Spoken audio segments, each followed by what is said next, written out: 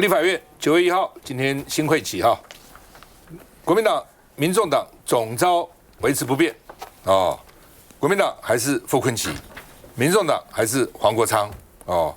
那其他的，比如国民党书记长有王宏威，然后换成这个罗志强啊。民进党气氛诡谲，都是柯总召到底换不换？万年总召啊，柯建铭到底换还是不换啊？反清复明。那结果呢？柯建铭还来出席国民党的党团干部调解哦。柯建铭说：“我是来递橄榄枝的啊。”那而且呢，希望将来能够理性务实面对国会事务。他不但柯建铭来，还带着王义川来啊，抢救义川大兵。说呢，只要不违法不违宪都可谈。什么叫不违法？什么叫不违宪？你定义的、啊。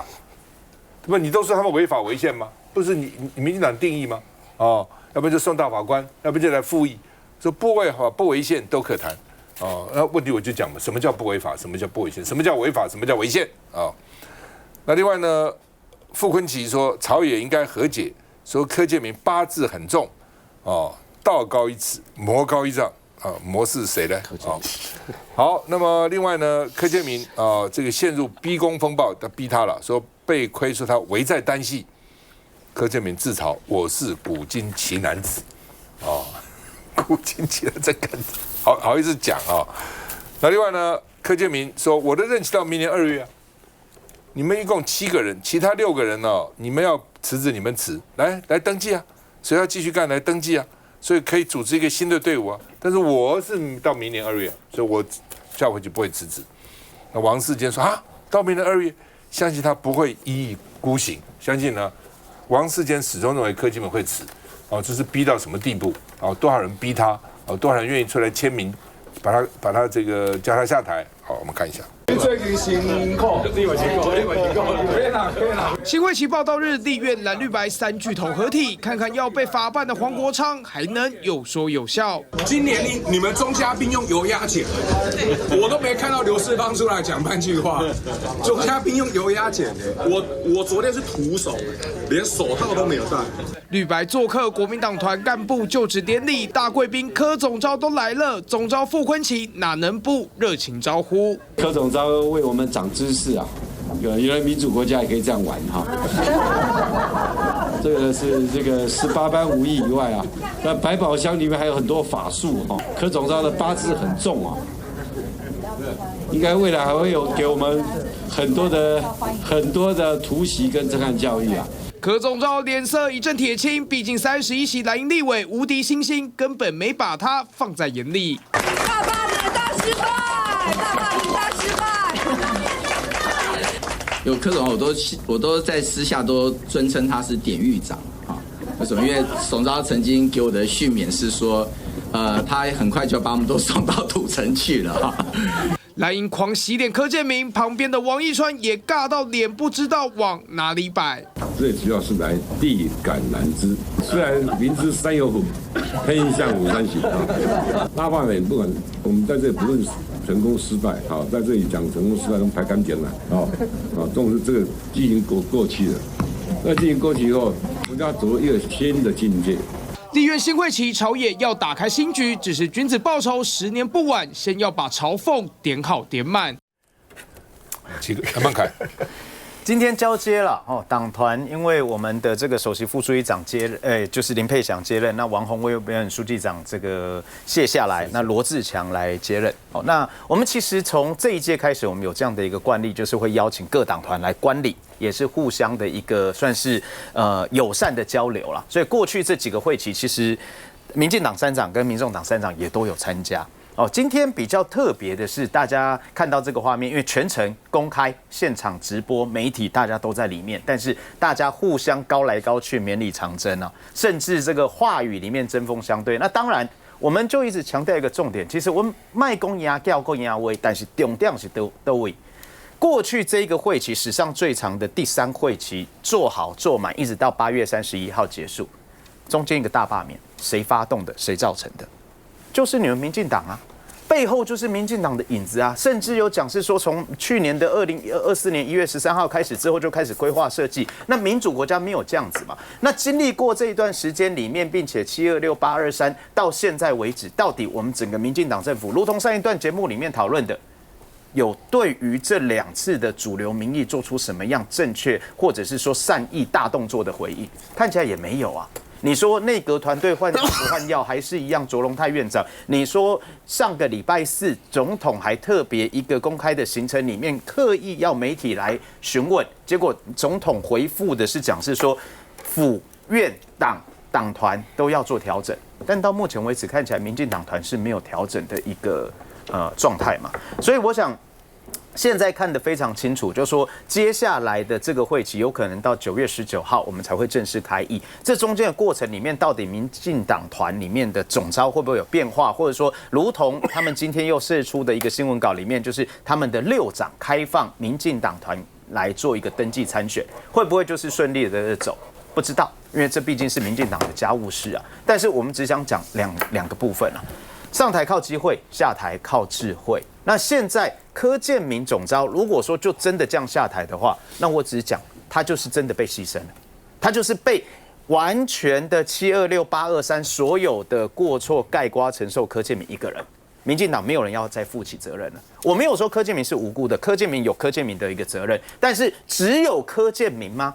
今天傅昆萁总召讲了一句话，我觉得算是蛮中肯的。他讲说，谁有办法在过去这1年多里面动用全府院党的资源，甚至司法、检调等等所有的力量，全部针对在野党铺天盖地的追杀？柯建铭一个人有办法吗？还是有更大的力量？那第二个部分，当然我觉得还是重点在于什么？重点在于是说，今天的这样的一个开诚布公，我觉得未来我们强调的就是国民党团，我们自己也会在这个新的会期的时候，我们会推出我们的优先法案。到时候我们也希望我们跟在野民众党团过去充分的配合合作，以及我们也希望民进党团真的放下过去的政治意识形态的操作。其实很多的议题真的很值得讨论啊。AI 人工智慧基本法，我们已经讨论了快2年的时间了。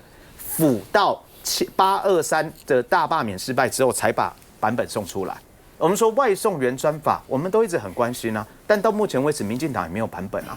还有我们很关心的所有一些议案，如果说真的行政部门要做的话，真的要回应民意的话，就是开大门走大路。我就讲一个最直接的，普发现金1万元。赵先生记不记得那个时候3读通过的时候，民进党团是怎么样骂普发现金1万元？说这叫做瘫痪政府，这叫做说国民党、民众党在扯台湾后腿，违宪违宪。然后结果不到1个月的时间，民进党也签字同意普发现金1万元，甚至行政院直接跳下来讲是说这个是行政院支持台湾经济动能等等的。所以不要说话，这马是列共，黑马是列共，还是回归到如果对的事情，大家一起都来充分配合合作，各自把各自的版本提出来，让民众好好的来检验，而不是这样子操作正式意识形态，对台湾社会没有帮助。没见好。大罢免大失败，谁该负责？柯建铭当然该负个责任，因为他一直出来说是他发起的，但是只有柯建铭该负责任吗？我想从过去这1年到半年的时间，我们看到立法院所有议案讨论到最后的结论。都是大罢免大成功，所有人都上去讲这件事，所有的民进党委员在台上的结论都是讲这个事情，完全没有人要针对议题的讨论。那我想，这过去这一整个会期的耽误的延宕的所有议程呢，到底谁要负责？民进党当然负很大的责任，但是绝对不是只有柯建铭一个人该负责，是我们可以看到过去不管任何政治事件哦，从来没有听过说党团总召辞职来负责的。过去的应该是内阁要总辞，或者总统辞个主席等等的，但是没想到。现在主席不辞，然后那个也没有总辞，却要求一个党团总召来辞职，这是像话吗？这是民主国家吗？更何况我们看到赖清德总统公然的去要求说，你们党团虽然是他们的家务事啦，但是我们从宪政精神来看的话，立法院党团自主是基于宪法精神，因为立法院是监督行政部门的，结果最高行政首长、总统跟院长来要求去管到立法院的党团里面的自主，要不要改选，要不要换人，变成是总统下令。总统可以下令立法院，那立法院不是标标准准变成立法局？如果今天最大在野党不是国民党，如果今天在立法院最大党团还是民进党的话，那是不是立法院全部都听总统的话？我当然他们讲很多乱七八糟事，随便了哈。那我对那个柯建铭，甚至他们很多人哈，这个民进党这些大官哦，受中国的毒害之深哦，我觉得很奇怪。柯建铭你看，先是引用曹植吧，是吧？哎，煮豆燃豆萁，豆在釜中泣，本是同根生，相煎何太急。哇，这个你们干嘛这样逼迫我？然后接着又说，此时无声胜有声，对不对？大珠小珠落玉盘，此时无声胜有声。今天又说他是古今奇男子，我记得我们小学时候看过五姓心，我刚去找一下五姓心学。莫叹苦，莫愁贫，有志进城与非假，铁杵磨成绣花针。哦，古今多少奇男子，谁是山东唐毅姓武人？啊，这就是我他们到底中毒这么深呢、难怪要去中化哈，就是说，这他赵大哥，你不要害柯建铭，他好不容易保下来，你要说他受了中国遗毒那么深，等一下就被换掉了啦。哇，不一直念这古诗，到底干什么呢？休息一下再回来。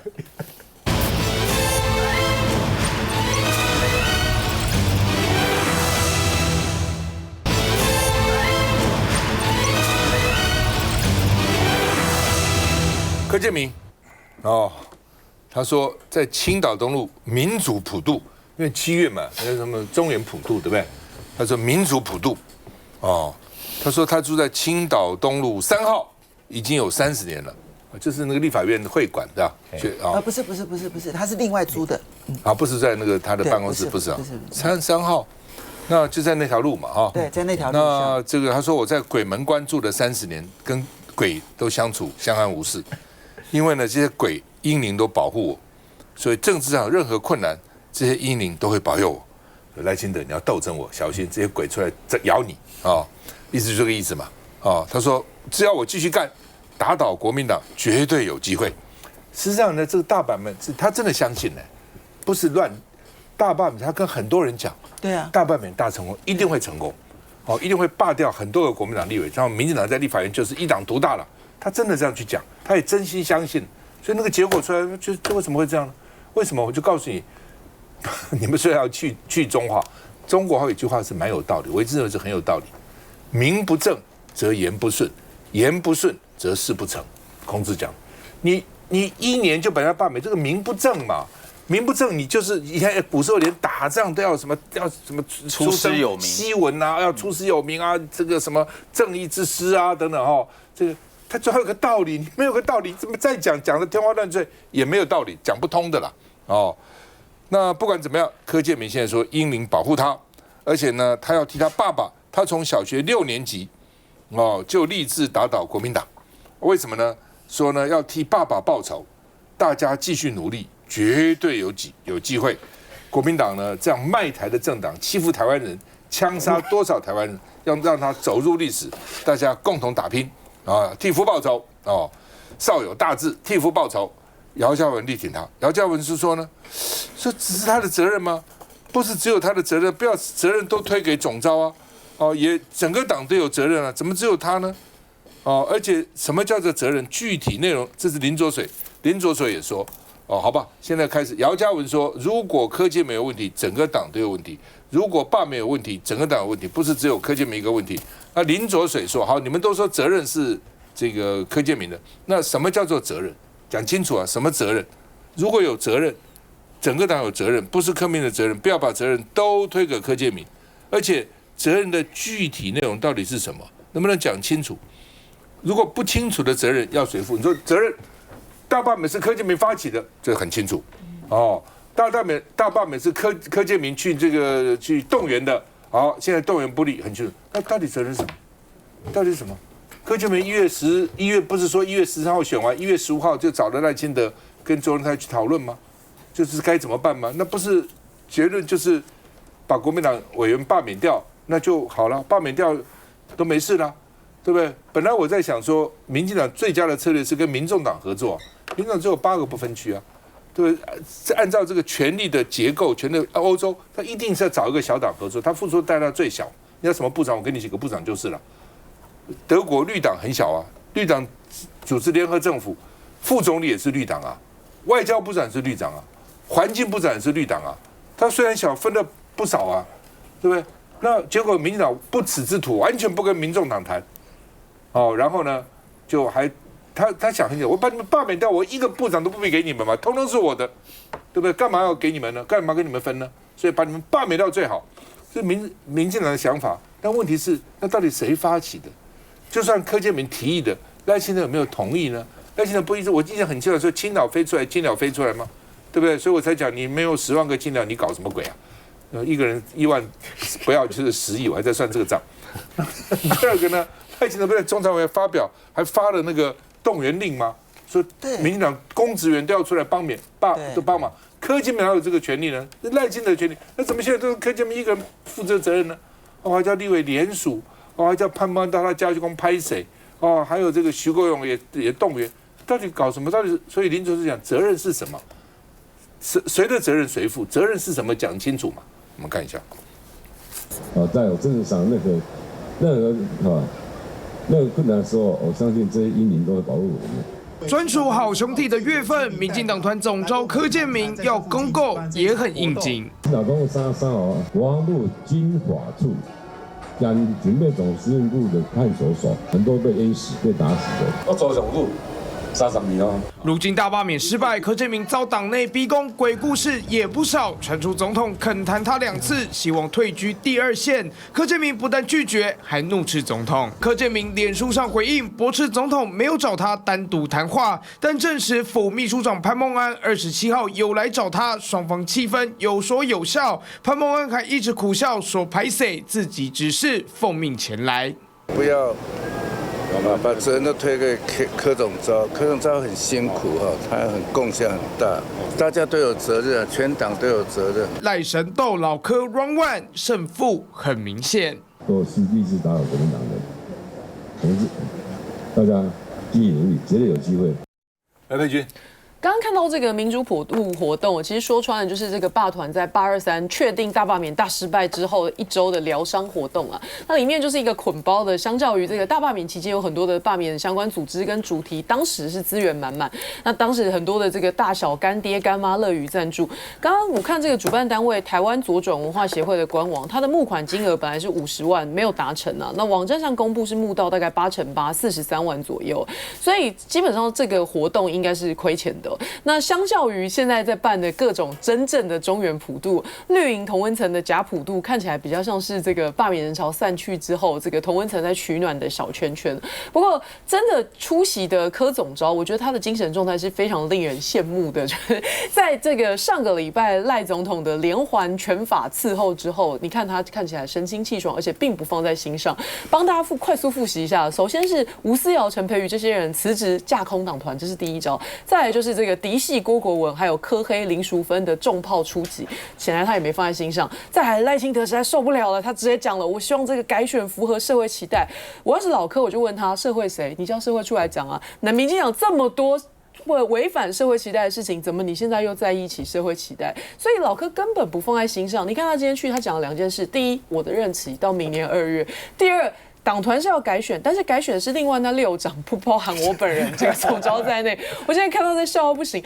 他们送给国民党团的那个花篮呢，上面我觉得还是蛮强颜欢笑，还落款还是3个人，还是写了柯建铭、吴思瑶跟陈培瑜，没有那么孤单，只写柯建铭一个人。但老柯，我觉得他这个强大的精神状态其来有自啊。首先，他就是看扁赖清德嘛，你一个党主席说要联署来把我换掉，连了半天我也没看连出个什么东西来，所以他是很有底气的。我觉得老柯是这样。那第二就是刚刚大家都有讲到，现在的选民老柯一定很清楚嘛，虽然他是冲在前面喊大罢免大成功的那一个人，可是选民一定很清楚，今天不是一个总召一个人的个人意志可以完成这件事。赖清德只要有半分的不愿意不乐意，早就已经可以在3个月半年以前就喊卡，不可能弄到现在。所以他想要跟大罢免大失败这件事情脱钩，是万万办不到。我觉得柯建铭是很清楚，民众都知道这件事，所以我还在这个大失败的这个失败列车上，你赖清德休想逃走，这件事情跟你绝对是有关系，所以你不用想说要借舆论，像罢免的时候，民进党躲在这个公民团体的背后，不想弄脏自己的手，说罢免是社会舆论，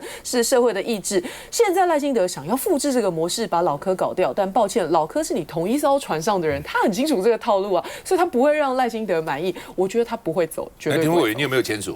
叫柯建铭我没有拿到这个没有给你啊，所以我没有。不是每个人都没有，他就是果然是孤鸟。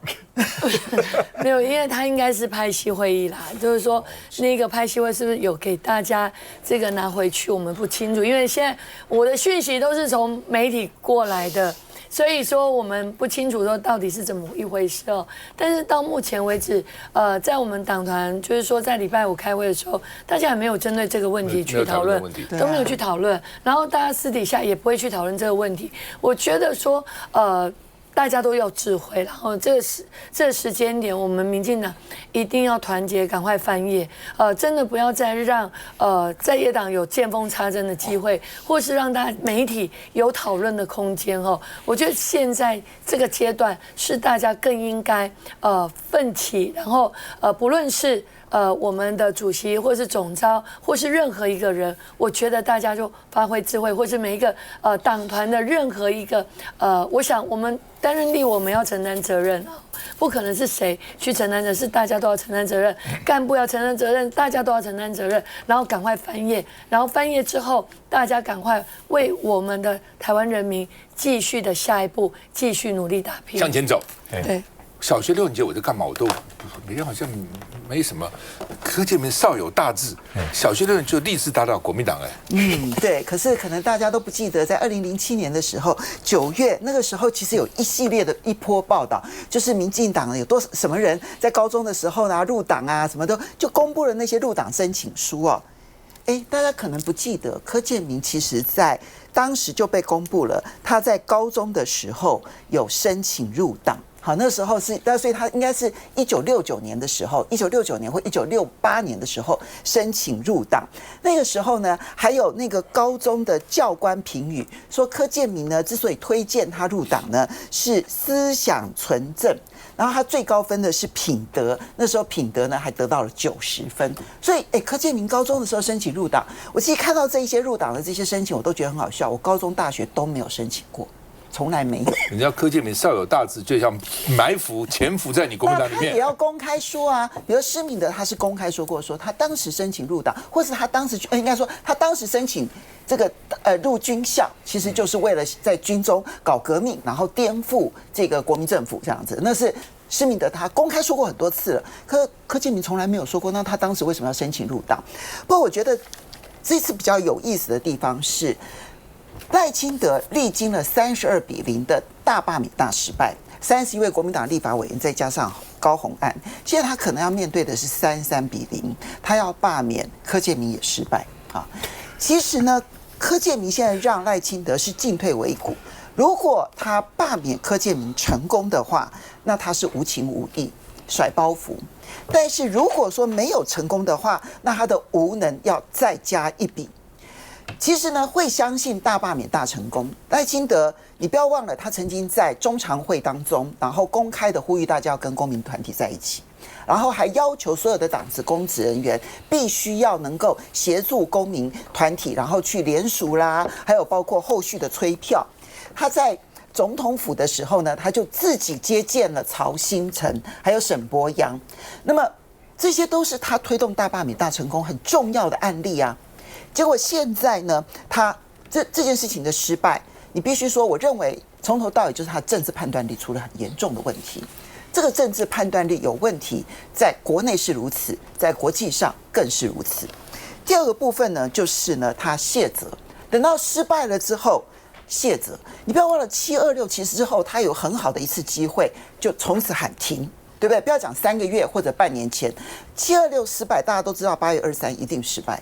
结果726之后呢，他反而在中常会当中要求大家，民进党要接下棒子，然后继续的推动8月23号的大罢免。那请问一下，那不是你自己的责任吗？就这时候卸责。但最重要的是，如果你连柯建铭都换不掉，那你的无能真的是让所有人都看破手脚。不，这点我比较担心的了啊。本来政党们攻来攻去、打来打去、闹来闹去也是很正常嘛啊。但是赖清德的判断力，对这点我很担心。对，因为这个在罢免其实这当然国民党是脱了层皮的，这些人都脱了层皮。但是那到底还是政党之间嘛？你现在两岸之间判断会怎么样？国际之间判断怎么样？那才是一个总统最重要的一件事情了。如果你连罢免，我这样讲好了，曹先生就比你厉害。曹先生一看726不行，赶快溜了，赶快说哦，我不要搞了，哦，我不要搞了，我要走了哦。曹先生已经知道726如果不成，823怎么会成嘛？你怎么可能成呢？对不对？所以那个时候我已经在脸书写了2篇，媒体都有报道啊，就劝赖清德赶快适可而止，这个就到此这个见坏就收了，知道你不会成嘛。所以赖清德也很可以，就借着曹新成，就说罢免，就是我们都跟着民间团体，是跟着曹新成走。曹新成现在也不干了，好，那我们也就因为他既然都不赚了，他为主嘛，那我们干嘛继续呢？那我们就算了，就赖到曹新成身上啊，赖到人民团体上就好了。你还要拿回来，他走了，我还继续干，那你不会成嘛？曹新成都已经看到不成了，赶快溜了，你还要继续干，结果就是这样子。所以你那个判断力到底是怎样呢？你还以为说没有关系，这7个我只要罢掉1个也算我赢了，你1个都罢不掉嘛，而且都还加倍，不同意都比同意多1倍，比那个726还本来就是这样。你之所以726没有办法罢这7个，就是因为你的联署都有困难嘛。你后来怎么联署成的，有很多传言，我就不讲。就算是你是一票票联署出来的，已经就是表示开始都很辛苦了嘛，你还要硬干。你这么很多事情不是能够硬干的，很多东西真的是看到不行就要止损嘛。你止损都不会止损，那怎么办呢？台湾这样的怎么办呢？休息再回来。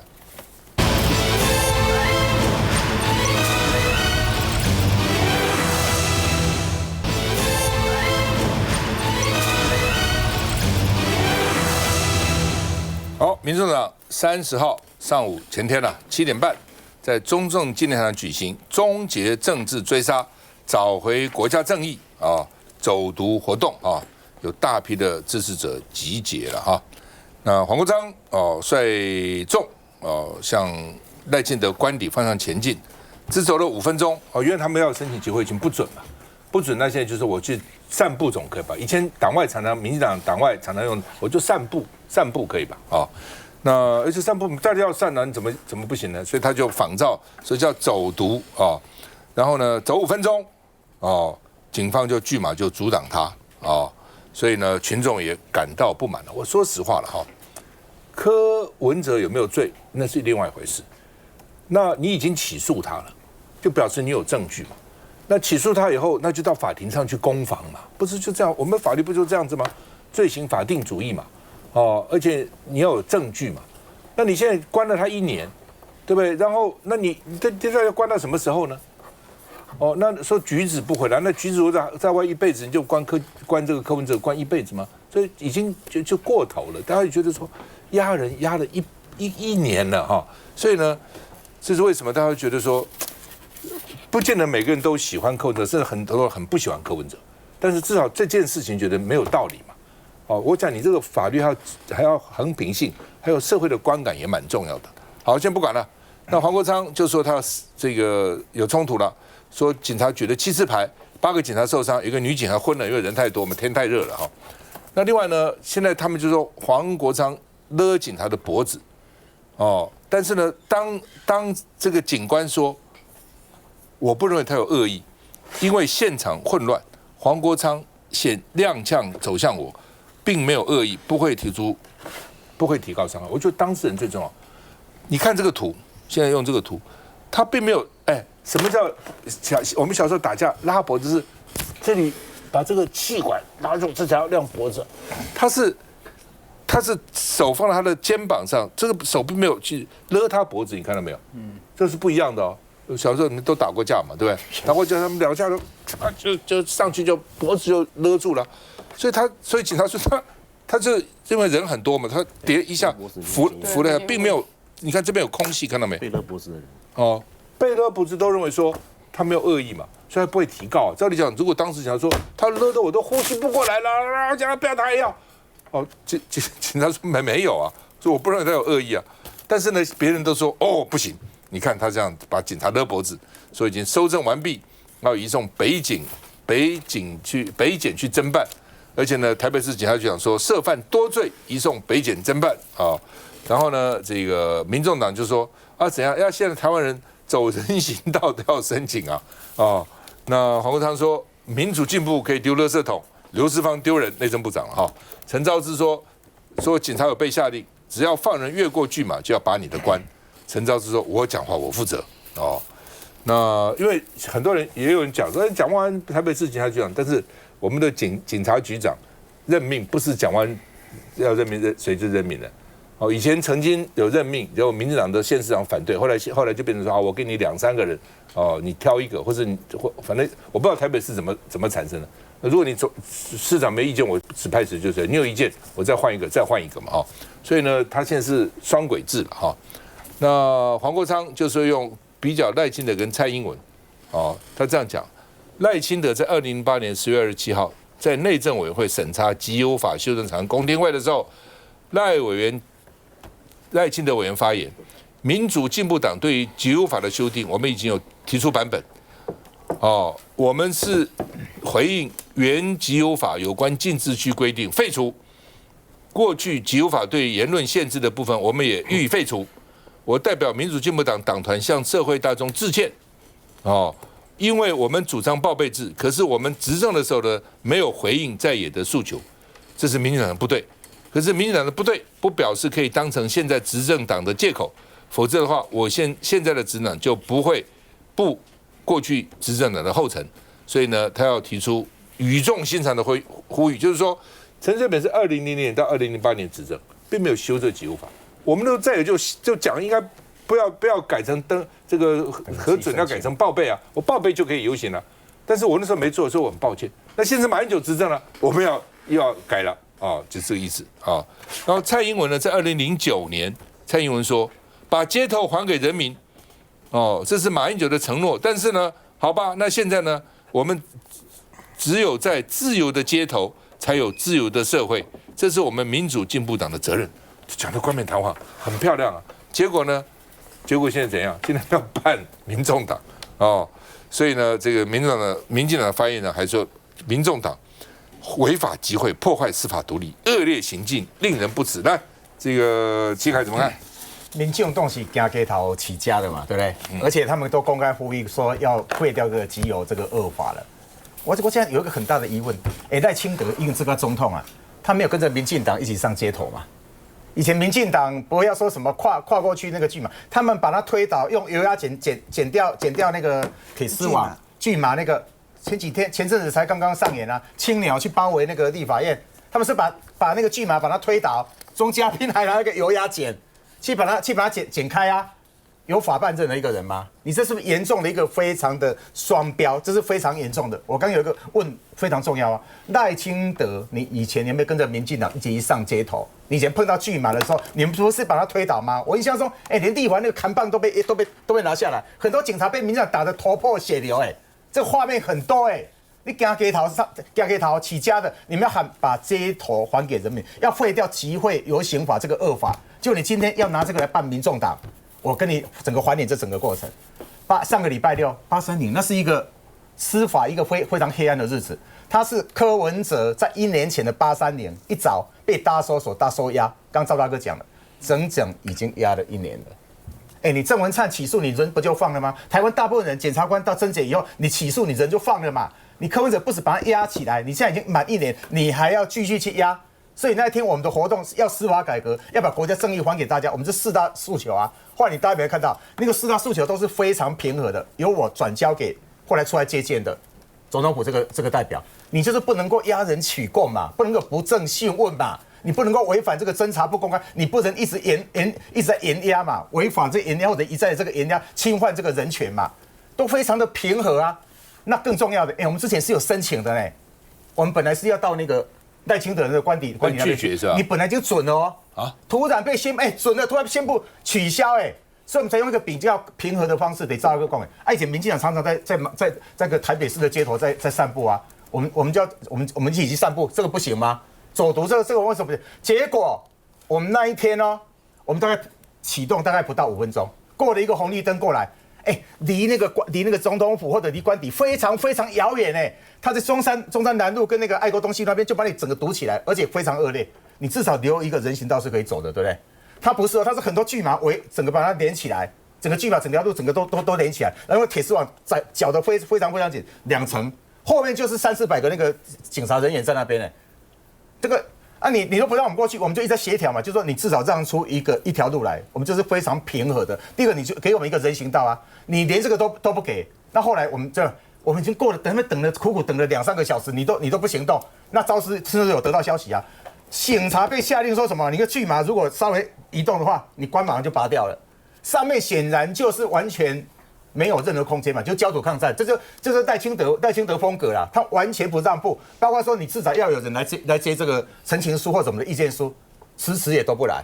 那我们的小草跟我们之前2-3千人呢，那一天那个气温36、37度，38，那个人晒到很多人都已经，刚刚在讲说什么警察有人不舒服的送，我请大家去看一个画面啊，有警察中暑在地上就坐下来，我们的小草是过去什么帮忙撑伞。帮他扇风，就是这个画面，你看，我们对警察是多么的友善的，不是只有之前所赞成他们主工会去他们申请这个退休这个年金的改革，提升到8，那一天大家是彼此都没有一个友善的画面。结果老讲没有错，这个过程里面有推挤，包括就是说，因为已经2-3个小时过去了，那个温度那么高，所以后来我们决定就是说，由我们这些立法委员，我们就必须要过去跨过去我是第一个了。好，要带头要先过去那个剧嘛。那后来国城他们整个都会，可是我们没有任何像民进党在讲什么攻击警察有吗？那就是一个推挤过程嘛。你推过去，他推过来，他说警察有受伤，基本上你看很多民众，我到现在胸部还在痛哦。你后面有几百个人推着你，所以你们就跟他讲，警察8个，我们80个受伤。你们不止80个，你要自然他们都是验伤嘛。真的办起来，你们要有反证嘛。不能说那很多人那时候那个伤口，你像我一开始那个手被割伤，那个画面都是有。不过没有，大哥，我觉得最重要是什么？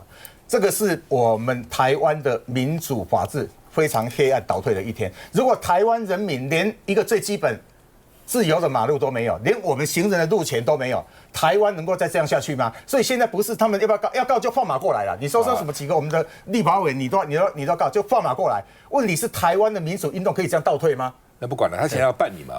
我因为常常我在新党的时候常常上街头了，常常冲突了。给你的劝告，他现在有8个警察受伤，1个女警昏倒，你们几个人受伤也赶快验伤。到时候呢，你用这个来告他，彼此告来告去才有用。休息下再回来。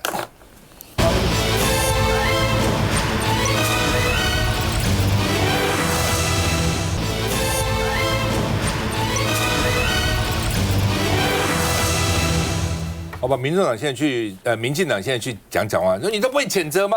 来，我们看一下。市长会谴责民众党的司法走读行动吗？只关心受伤远景的台北市长蒋万安对民众党司法走读依旧没有表态。这就是台北市长蒋万安您的态度吗？是你因为要蓝白合，为了明年的这个市长的选举，所以呢，你选择不听不闻不回应吗？遭绿营质疑不表态是顾忌到蓝白合吗？但内政部警政署可没办法忍气吞声，起身痛批要以妨害公务、违反集邮法严办。台北市警察局长李希和更点名黄国昌就是对警勒搏，民众党团主任陈志汉则秀出身上伤口，反问凭什么不让人民走路？之所以会衍生后来的行动，都是因为警察的阻挡的缘故。原本有一个畅通的水道可以走，你不让人家走，你把我们堵在那里，然后再反过头来说我们的行动变调，这不是很可笑吗？我们请市议员去跟这个中正分局沟通，回来就一句话，上面说只要放人一步，立刻罚官。我讲话我负责。但立委不满警察高层反应太慢，王一川发文痛批，如果首长不敢在关键时刻挺同仁，只担心被黄国昌叫到立法院咆哮，不论你战功多么彪炳，就是息事宁人。黄国昌则反击，要赖清德放马过来。我从学者的时期就走上街头，面对国家机器，面对暴政，我从来没有在怕过。我过去不会怕，我现在会怕赖清德要用国家机器对付我。我昨天晚上就说了，赖黄放马过来，不甩可能面临的法律究责，黄国昌要全面跟赖政府开战。好，分析。好，这一次呢，其实我觉得民进党说这个民众党暴力，我实在是觉得说这个恐怕真的是大巫笑小巫啊，这差太远了。大家还记得说，因为其实在我们街头运动当中，第一颗汽油弹，土制的汽油弹，就是民进党的街头运动当丢出来的。那么那个时候呢，蔡英文在当党主席，然后抗议呢，那时候这个马英九执政的时候，率领群众上街头，那时候被喊出了暴力小英，我在电视上第一个喊出来的原因是什么？你知道那个时候丢10块，就直接对警察丢10块，然后丢他们自己做的汽油弹，好，就里面瓶子里头去装了汽油，然后接着点燃了之后就往警察这边丢过去。哇，那个时候，然后就烧，到处的烧啊什么的，那个才叫做暴力吧？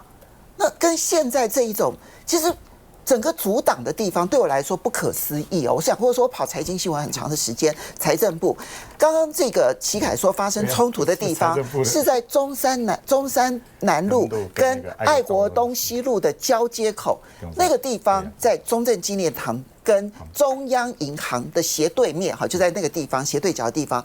你要知道那个距离赖清德的官邸中间插了一个中央银行，然后又再插了一个财政部，然后接着还有一个公园路，然后公园路的圆环，接着是公卖局，公卖局过了之后呢，还要走一个 block 之后才会到赖清德的官邸啊！拜托，那个很远好不好？那而且过去在财政部的门口不断的有群众抗议啊，只要财政部这个政策如果导致股市大跌的时候，最有名当然就是正所税事件，那个连续包围多少天的时间，那也没有说要取缔啊。那为什么到现在，那个时候还是威权时代吧？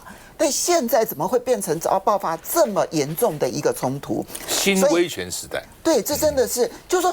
你可以说好，管制区赖清德的官邸这附近多少公尺以内不可以接近？而且他们现在开始核准又不准这罪，对，又不准，又废了。他连不让你走嘛，他不是说不让你到那个官邸那附近，他是走了大概只有5分钟，他全部就把你堵起来。然后赖清德自己关在那个，自己也弄一个巨马在那边，把自己在里面关起来，然后自己在那吹冷气，害我们在那晒太阳。我们一般人可能不熟悉，那因为我非常熟悉那个地方的地理环境，因为那一段期间每一天都在那附近嘛，跑财政部了，所以呢。大家可以去看地图，距离非常的远。好，那我今天关键点在这边哦。我对于中正一分局的处理，我确实有意见啊。我最大的意见是因为街头运动这么多年，从民进党开始，然后到民进党执政了之后，当然国民党也有上街头，然后民众党也有上街头。其实中正一分局是兵家就是必抗争之地，所以它每次都是中正一分局，它有长久的历史，它处理的模式很简单，它其实都会去跟这个游行或者是集会的领导人，然后去协调，就说，这个拜托啦哈，这个就是也体谅我们警察，那我就给你划定一个区域范围，然后呢，这边呢特别就风险性比较高的、危险性比较高的，你就不要接近，好不好？然后呢，我们这边呢，它一定会有一个现场指挥官，然后跟现场就是警察的现场指挥官跟这个游行的现场指挥官，他们一定会长期的去配合，然后呢，告诉他们说，我们在什么地方，然后你们要怎么样去处理。做这样的协调处理，我不是很理解为什么从头到尾没有这种协调。丁凤，为什么这样？其实我觉得在这个事件当中内政部还有警政署应该跟我们台北市警察局这边看未来到底要怎么去划定这样的一个区块因为如果说这一次我们用强硬的，也就是说，我们要去这个告发民众党这些立委，然后带头这些青鸟啊，然后去伤害警察。如果是这样子，我相信未来会没完没了，可能会有第2件、第3件，尤其这样子的社会氛围。绝对会越来越对立，所以我认为说，如果说2026已经马上要进入到选举年了，如果说在这个选举年，如果没有把现在的这个事件好好的处理好，到底要不要收陈情书？到底收陈情书，什么叫走读？如果现在民众党创出了一个叫走读的方式，那未来常常用走读的，到底走读要怎么去界定？那是不是又会违反到所谓的集会游行法？我觉得这一道线一定要画得非常清楚。佩君，其实我觉得我听民进党这样讲的蛮悲伤的，因为过去近代的台湾政治史最常违反集邮法，跟最主张废除集邮法的，也就是民进党啊。可是这个命题在蔡英文完全执政那8年就慢慢消失了，因为他们发现抗议的对象变成抗议民进党了，所以过去限制在野民进党那些法条拿来限制现在的在野国民党、在野民众党，还有一切的公民团体，非常好用，所以慢慢的他们就不再讨论这件事情了。民进党跟内政部这2天集中火力在攻击，说民众党违法的是试图去破坏禁制区。可是我们要去问、要去挑战的事情是，这个禁制区的存在是否合理？钟正一的这个新闻稿我去调来，他告诉我们说，这个中山南跟爱国西路口，它并不是一个禁止集邮区所以是任何人都可以自由在那边进出。那今天问题是什么？是他们把障碍物设在这里，预先性、预防性的设置了架阻的这些阻裁。那这个状态就有点暧昧因为过去像是319闯立法院或324闯行政院，那个是本来就不可以进去的机关，所以你预防性放这些阻裁是合理的。但是今天这是一个本来可以自由通行的地方，你基于什么样的判断先去放了这些阻裁，这就是要值得商榷的执法权限。如果照民进党当时为了要挡那些反年改的人嘛，他们曾经讲说，因为立法院有幼儿园，所以应该把整个立法院都包起来，应该都围住。如果当时那个荒唐的主张成真，那现在青鸟都没有地方可以办活动了，所以就是一个彻底的双标啊。那这样好，对抗这种政府，有一种是议会政治，一种是街头政治。议会政治大家讲道理都可以用，现在政府不跟你讲道理，当然大家上街头嘛。更何况刚刚佩君刚点出很重要一点，今天分局有发个新闻稿，他说那个地方不是禁制区，不是禁制区，你为什么可以限制人民集会游行的自由？这个是内政部要出来讲清楚的地方。集会游行法到底要不要修？就一句话那么简单就好了。在野的民进党现在